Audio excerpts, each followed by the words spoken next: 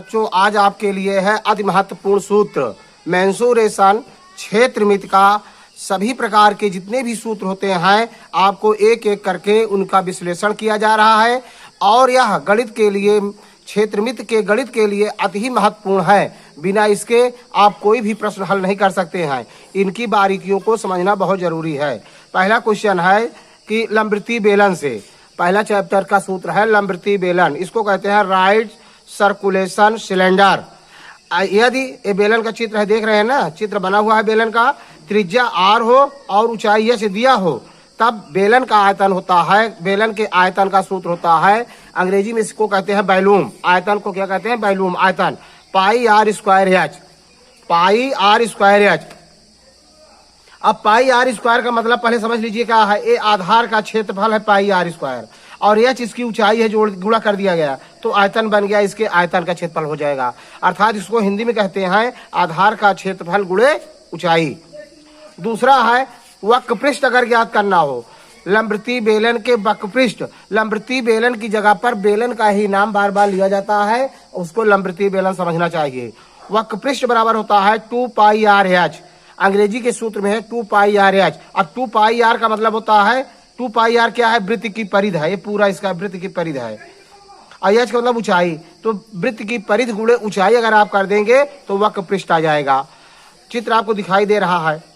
तीसरा सूत्र है यदि बेलन का संपूर्ण पृष्ठ पूछा जाए तो 2 पाई आर ब्रैकेट के अंदर एच प्लस आर होता है।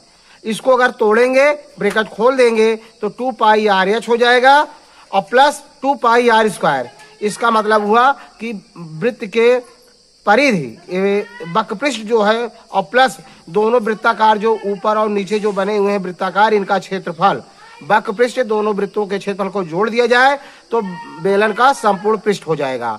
कहने का मतलब है बेलन का संपूर्ण पृष्ठ बराबर सूत्र हो जाएगा 2 पाई आर ब्रैकेट के अंदर एच प्लस आर, या इसको खोल देंगे तो 2 pi r h plus 2 pi r square हो जाएगा। अब इसी का है अगला सूत्र आयतन बराबर, यदि पूछा जाए हिंदी में, कभी कभी हिंदी में प्रश्न लिखा रहता है सूत्र में कि आधार का क्षेत्रफल ज्ञात है ऊंचाई, बच्चे भ्रम कर जाते हैं कि आधार का क्षेत्रफल क्या है, या यही है आधार का क्षेत्रफल। यही वृत्त जो है इसका आधार का कितना क्षेत्रफल है, आधार का क्षेत्रफल ऊंचाई कर देंगे तो आयतन पता हो जाएगा, बेलन का आयतन। अर्थात यही सूत्र को हिंदी में लिखा गया है। और बेलन 2 प्रकार का होता है, एक ठोस बेलन, दूसरा खोखला बेलन। तो ये आप जितना भी पढ़ रहे थे था ठोस बेलन का। अब खोखले बेलन के बारे में देखिए, हालो सिलेंडर मतलब खोखला बेलन। जब बाह्य त्रिज्या और अंतर त्रिज्या ज्ञात हो तब आयतन क्या होगा? खोखले बेलन का आयतन बराबर पाई ब्रैकेट के अंदर बड़े आर का वर्ग ऋण छोटे आर का वर्ग इंटू एच। अब इसका मतलब है ए स्क्वायर माइनस बी स्क्वायर के ब्रैकेट में लिखा गया है, इसको खोल देंगे तो हो जाएगा पाई ब्रैकेट के अंदर बड़ा आर प्लस छोटा आर, दूसरे ब्रैकेट में बड़ा आर ऋण छोटा आर इंटू एच लिख देंगे। ये हो जाएगा खोखले बेलन का आयतन। अगला सूत्र है, अगला है आपकी पढ़ेंगे लंबवृत्तीय शंकु। शंकु का चित्र आप देख रहे हैं, शंकु का चित्र आप देख रहे होंगे। ये बना हुआ है लंबवृत्तीय शंकु, इसको अंग्रेजी में कहते हैं राइट सर्कुलर कोन। कोन माने शंकु होता है, राइट सर्कुलर लंबवृत्तीय।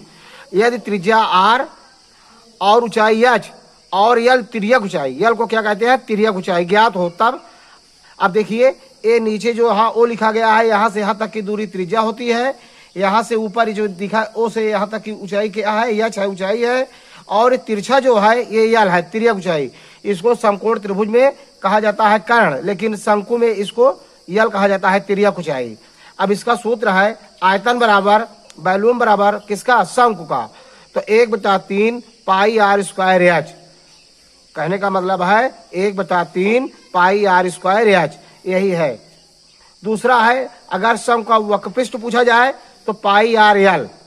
शंकु का वक्र पृष्ठ बराबर क्या होता है? पाई आर एल। यहाँ एल बराबर क्या होता है? यल ज्ञात करना हो तो आप पाइथागोरस प्रमेय जो पढ़े होंगे कि कर्ण, यल मतलब कर्ण, कर्ण का वर्ग बराबर वर्गमूल के अंदर लंब का वर्ग धन आधार का वर्ग।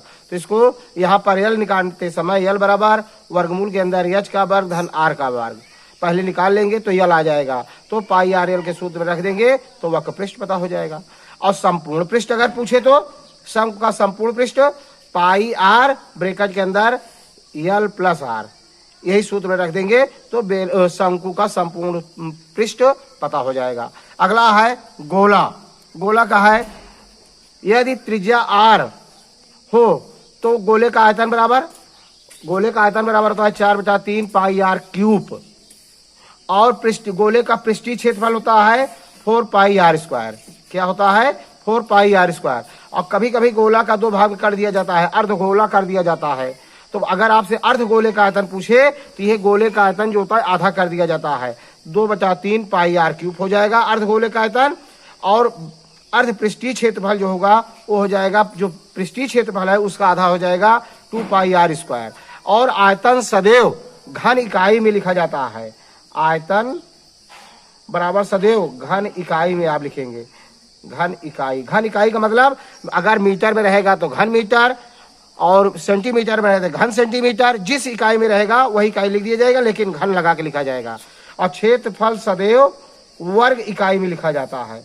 वर्ग इकाई, ए जो इकाई होगा मीटर होगा तो मीटर तो वर्ग मीटर हो जाएगा, सेंटीमीटर में रहेगा तो वर्ग सेंटीमीटर हो जाएगा। जिसमें रहेगा इसको जरूर ध्यान देना, ये बहुत ही इंपॉर्टेंट है। यदि वीडियो अच्छा लगा हो तो लाइक करना, सब्सक्राइब करना। मुझसे जुड़े रहते हैं तो आपको प्रतिवर्ष छमाही, वार्षिक और मॉडल पेपर मिलते रहेंगे। जय हिंद, जय भारत।